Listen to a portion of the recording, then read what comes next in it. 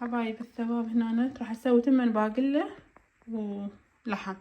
هنا عندي زند مال خروف او كتف راح اخليه بالفرن، وشبنت وكيس باقلة. وهنا عندي من هاي الباقلة لان تمن باقلة يحب باقلة هواية.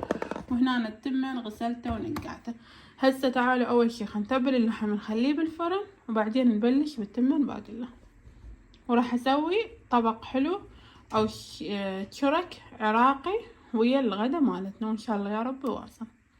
وهسه حبايب راح نسوي وياكم الحلقوم على مود نسوي الشرك. هنا احنا عندنا شيرة جاهزة، يعني سويناها الصبح على مود الكاهي وبقت من عندها. هسه اجل راح نسوي لنا الحلقوم. هنا ويا ما ذاب كملت الشيرة شوية رجعنا حميناها. عندنا هنا 3/4 القلاص نشا خففته ويا المي، وراح نبدي نديره فوق الشيرة ونخوط بيها لحد ما شوية يسخن. هاي الطريقة تديرون، شوفوا خفيف.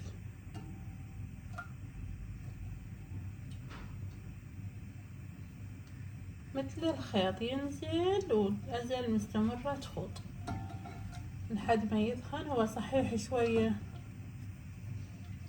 يتعب لحد ما يدخن، وأنا منزلة الطريقة كاملة بقناة إذا تحبون هم تشوفوها. هي يعني الحلقوم سهل، بس شيرة 3/4 القلاص نشا، 3/4 القلاص نشا نخففه ويا المي ونصبه مثل ما هسه صبيناه على شكل خيط رفيع لحد ما ينزل كله. ونظل نخوط بيه شوية، ياخذ وقت لحد ما يثخن. ولما يثخن عندنا نضيف اللون اللي نحبه، مثلا حلقوم برتقالي، اصفر، اخضر، احمر، اللون اللي متوفر عندكم، او ممكن تضيفوا ابيض. انا راح اضيف له وردي او احمر حسب اللون اللي باقي عندي.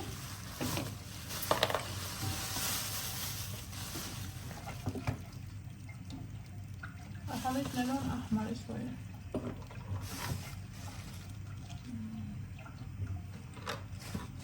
عندي وردي وعندي احمر وعندي اخضر وعندي برتقالي وعندي بنفسجي، وهذا والله اللون رائع لونه بنفسجي وازرق. راح اضيف احمر اني، بس شرط نضيف اللون حبايب لما يبدي يسخن. هسه هو بعده خفيف، لازم نظل نستمر نخوط به. ورا ما نخلص الحلقوم نخليه بالثلاجة يبرد، نجهز وياكم الغدا. هسه ننتظره يدخن شوية. هسه ويا ما ثخن عندنا الحلقوم، خليني اراويكم شلون صار بهذا الشكل. راح اضيف لون الاحمر قليل عنده كلش، لان الالوان كلش لونها حلو، ونخوط بيه كلش قوي.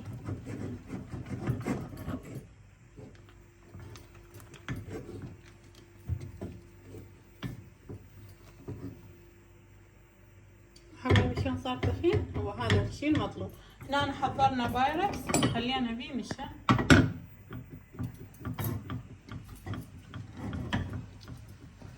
هسه راح اصبه بالبايركس فوق النشا، انتظره يبرد، ادخله للثلاجة مدة ساعتين او يمكن اقل، وتشوفون شكله. هسه حبايب هذا شكل الحلقوم ويا ما كملناه راح ندخله للثلاجة. وهسه راح نحضر العجينة وياكم سوية.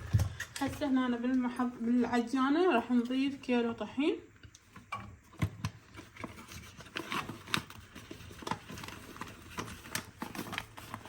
انتو حسب الكمية اللي تريدون تسووها. انا راح اسوي بس كيلو طحين.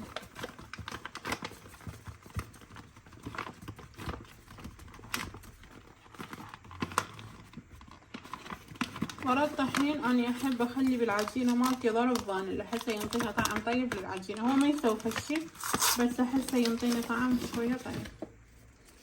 اضيف ضرب فانيلا، واضيف كيس خمرة او ظرف من الخميرة الفورية. اخلي رشة شكر،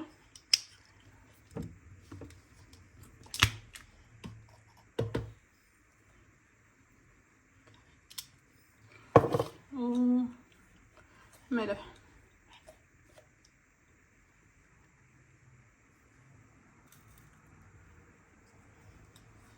واخلي لبن وزيت للعجينة مالتنا وشوي مي دافي. هذا الملح لان هذا صغير.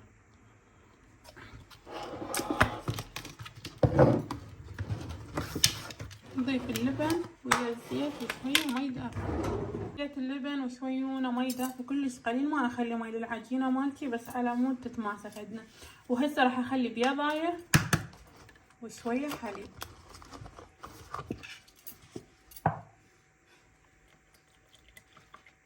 الحليب دافي بحرارة المطبخ. هسه راح نشغل العجانة مالتنا على مود نار.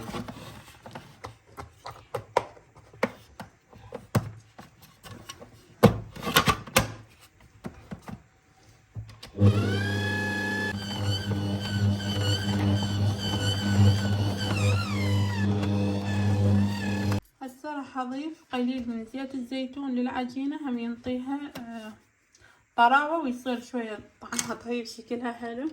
وارجع اعجنها مرة ثانية. طيب هاي العجينة كملتها وخليت شوية عليها زيت على الوجه، وراح اغطيها واتركها تختمر بين ما نطبخ التمر.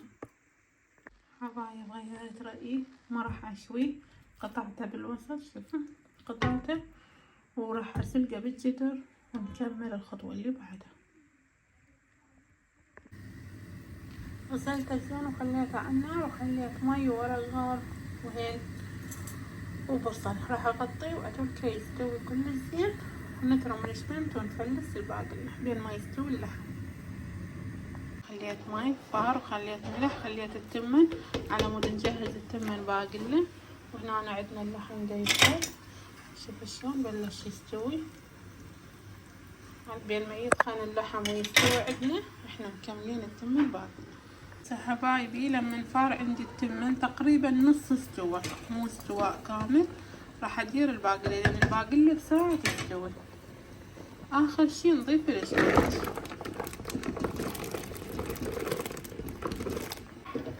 هسه حبايب شوفوا التمن استوى والباقله مالتنا هم استوت. هسه نضيف الشمنت. بسم الله الرحمن الرحيم.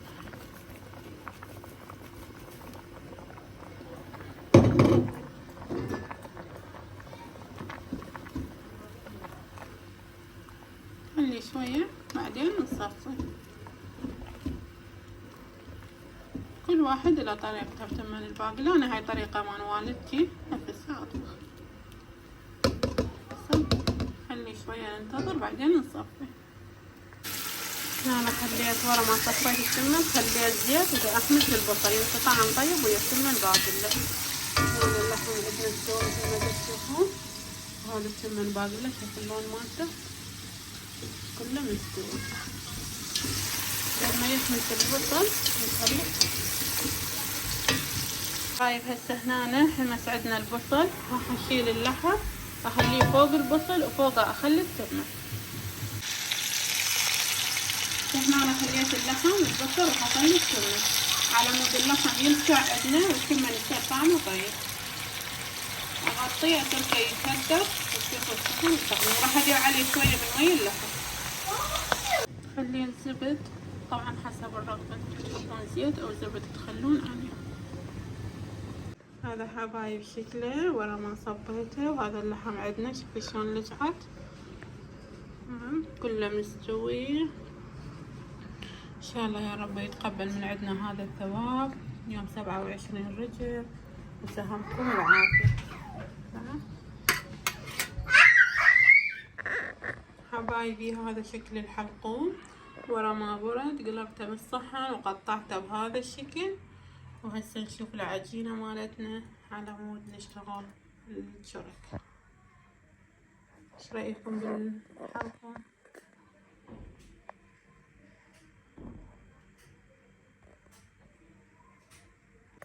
هذا شكل العجين حبايبي ورا ما اختمر. هذا حبايبي اختمره وتخبل العجينة مالتنا. تعالوا نبلش نحضر الشرك سويا.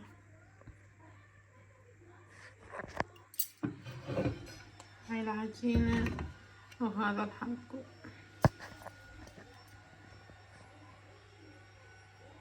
هسه حبايبي شكلت العجين بهذه الطريقة، راح اغطيه ببوصلة مالت المطبخ اخليه يرتاح، وبعدين نرجع نشكله نسوي تشرك سوا.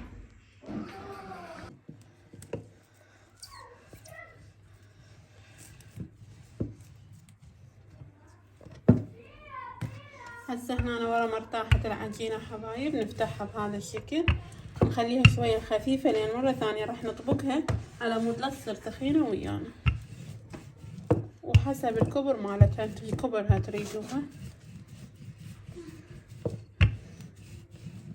هسيجي فتحتها هذه الحلقوم مالتنا بهذا الشكل.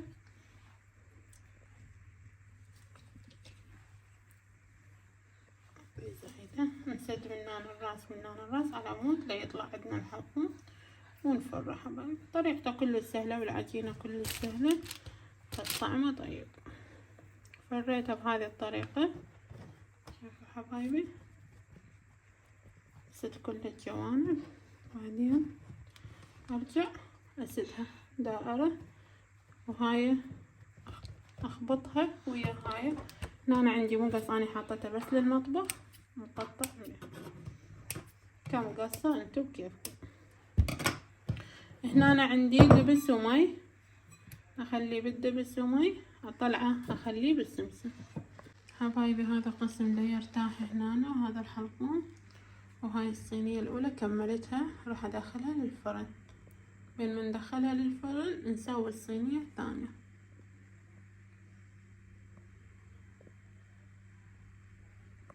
وهذا حبايبي الشري كملناه ورتبته بهذا الشكل، وهذا الشاي العراقي المهيل بالاستكان صبيناه. وسهمكم العافية ويا رب يتقبل من عندنا هذا الثواب 27 رجب، ثواب الأموات جميعا، ثواب صديقتي شهد المقصوصي الله يرحمها، باقي أقل الشهر على دورة السنة مالتها. أتمنى تقروا لها الفاتحة وتترحموا لها، ويرحم بيبيتي وجدي وخالتي وجميع الأموات يا ربي. وإن شاء الله يا رب يكون عجبكم هذا الفلوق البسيط. شوفوا الحلقوم والشرك مالتنا عراقي 100%. إن شاء الله تجربوه ويعجبكم، يكون فلوق خفيف الظل عليكم حبايب، وإن شاء الله استمتعتوا ويانا بالغداء وبالشرك. وانتظروني بفلوقات جميلة ثانية. أترككم بأمان الله ورعايته، إلى اللقاء في فيديو ثاني حبايب.